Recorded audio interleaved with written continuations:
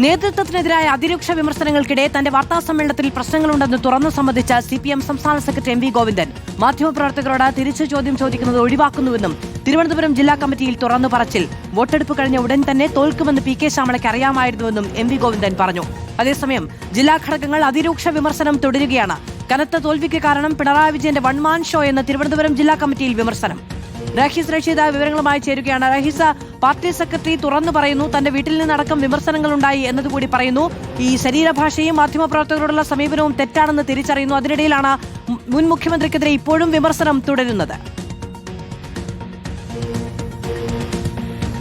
മാധു, തോൽവി പഠിക്കാൻ ചേരുന്ന അല്ലെങ്കിൽ വിലയിരുത്താൻ ചേരുന്ന CPIM-ന്റെ എല്ലാ ജില്ലാ കമ്മിറ്റികളിലും നേതൃത്വത്തിനെതിരെ രൂക്ഷമായ വിമർശനങ്ങളാണ് ഉയരുന്നത്. ഇന്നലെ ചേർന്ന തിരുവനന്തപുരം ജില്ലാ കമ്മിറ്റിയിൽ പ്രധാനപ്പെട്ട വിമർശനം പാർട്ടി എന്നാൽ പിണറായി പറയുന്നത് നടപ്പിലാക്കുന്ന ഒരു സിസ്റ്റമായി മാറി, സർക്കാർ എന്നതും മുഖ്യമന്ത്രി എടുക്കുന്ന തീരുമാനം മാത്രം നടപ്പിലാക്കുന്ന ഒരു സിസ്റ്റമായി മാറി. അതായത് വൺമാൻ ഷോ ആയിരുന്നു പിണറായി വിജയന്റേത്. അതാണ് ഇത്ര വലിയ തോൽവിക്ക് കാരണമെന്ന വിലയിരുത്തലാണ്, ചർച്ചയാണ് അതിനകത്തുണ്ടായത്. MV ഗോവിന്ദൻ ആ ചർച്ചയിൽ പങ്കെടുത്തിരുന്നു. MV ഗോവിന്ദനെതിരെയും രൂക്ഷമായ വിമർശനങ്ങളുണ്ടായി.